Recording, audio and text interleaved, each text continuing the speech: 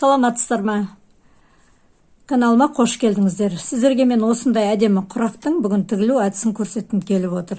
Каналыма тіркеліп, лайк басып, комментарий қалдырып кетіңіздер. Бұл жерде көріп отырсаңыздар, екі түс таңдадым. Ортасы сары түс, матовый велюр және жектері қоңыр жасыл түс. Бұл да матовый велюр. Бұның ені 3 сантиметр ұзындығын бола береді, ала бересіздер. Ортасына да ортасы бұл да 3×3 квадрат 3×3 болып келеді. Барлық басынан аяғына дейін 3×3. Бұл жерде есептеп отырсаңыздар 8, 16-да 16-ға мынандай квадраттан 8 қатар кетеді. 1, 2, 3, 4, 5, 6, 7, 8. 8 қатар кетеді. Сондықтан мен алдын ала сіздерге қазір көрсетейін. Мынандай қып тігіп аласыздар. Бір шетін.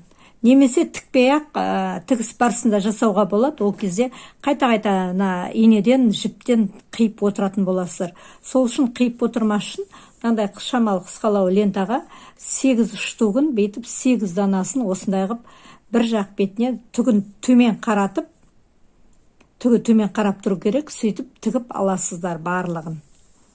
8 данасын. Ол қазір мына жерде тіккенде бізге керек болады. Ол қалай жұмыс барысында қалай тігу керек мен сіздерге көрсететін боламын. Табандыққа 16-да 16 бөз аламыз. Бұл жерде ортасын шығарудың керегі жоқ. Негізі шығарсаңыздар да болады. Тура мына бұрыштан, мына бұрышқа дейін бүйтіп сіз балаларыңызға болады. Егер жандай құрағымыз қисық кетпесін десеңіз. Негізі бұл жерде ортасын сызбай қоюға да болады. Егер сызып алам десеңіздер, осындай сызғышпен туралап сызуларыңызға болады. Ол неге керек? Мына бұрыштан былай қойған кезде ортасындағы сары төрт бұрыштарымыз барлығы бір түзу сызықпен түсу керек. Сол үшін сіз балаларыңызға болады. Жасылды аламыз екіншісіне. Ортасына сарына төрт бұрышты қойдық. Енді жасылды қоямыз. Түгін төмен қаратамыз. Естеріңізде болса, құрақтардың барлығын тігетін кезде матаның, лентаның түгі төмен қарап тұру керек. Үстіне қоямыз, сәл жоғары қойып саламыз. Жібін міндетті түрде тартып отырасыздар қолдарыңызбен, өйткені жіп шығып кету қаупі бар.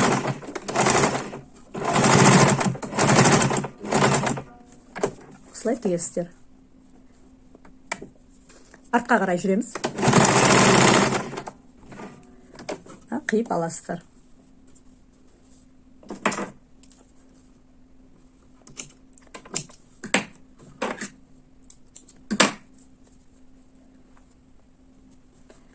Некеңіз. Осылай болды. Енді алдын ала тігіп, мынандай тігіп алдым. Соны мына жетіне келтіреміз. Мына сары мен сарының бұрышын келтіруіміз керек. Сондықтан осы жерді шығып кетпеу үшін қадағалап отырасыздар. Некеңіз. Бұлай тігесіздер.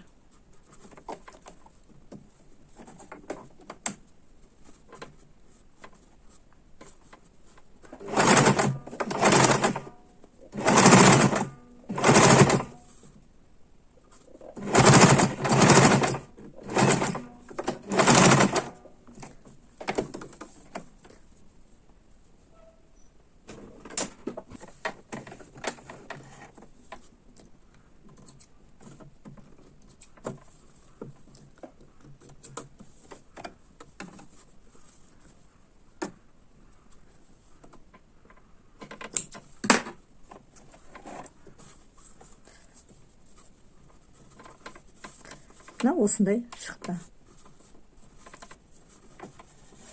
Келесі.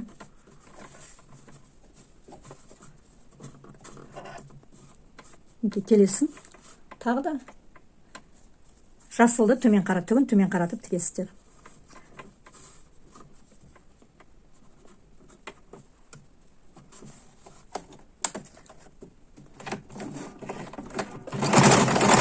Бекітіп, барлық шетінен бастаған кезде бірінші бекітіп алып отырып тігесіздер, өйткені сөгіліп кетеді.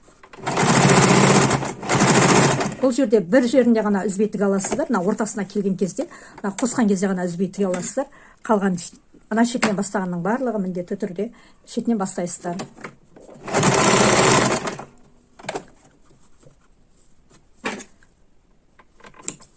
Қиясыздар.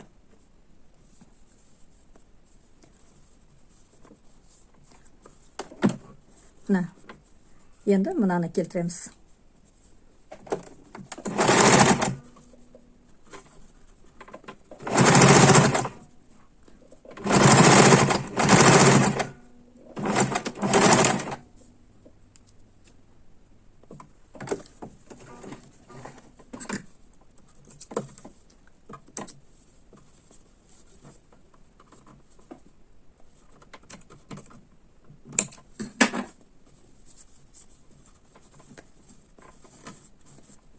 Мынандай болды. Енді келесі қатар.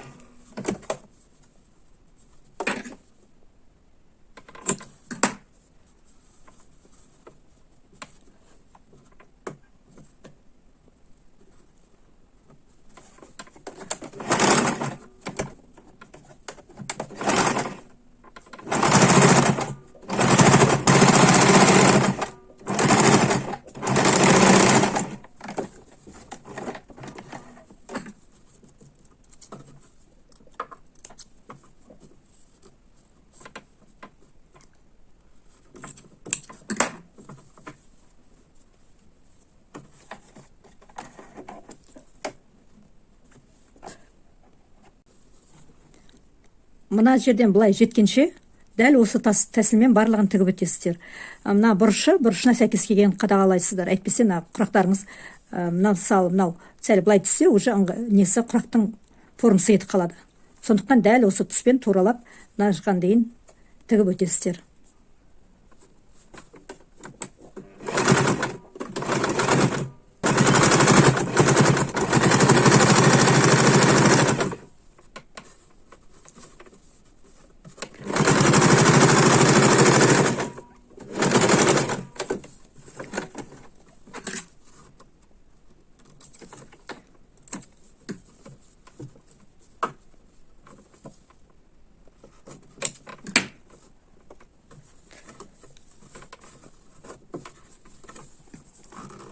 Осындай болып шықты. Енді мына айналасының барлығын бір тігіп өтеміз.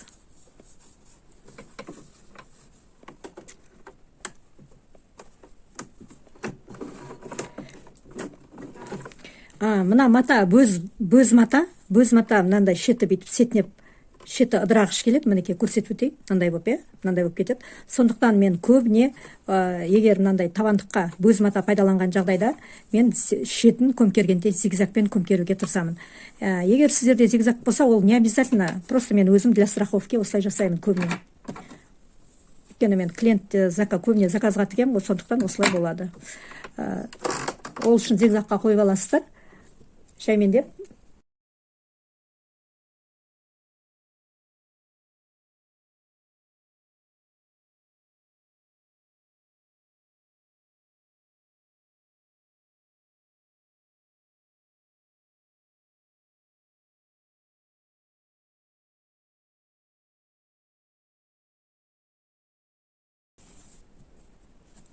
Осындай құрақ шықты.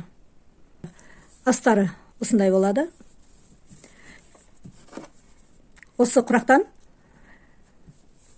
дәл осындай қып, тағы да үшеуін тіксеңіздер, біріне-бірін айқастып қоясыздар да, сол кезде әдемі жастық жасауға болады, көпшіктер жасау болады, немесе кәдімгі құрақ көрпішелерге шектеріне қоюға келетін құрақ.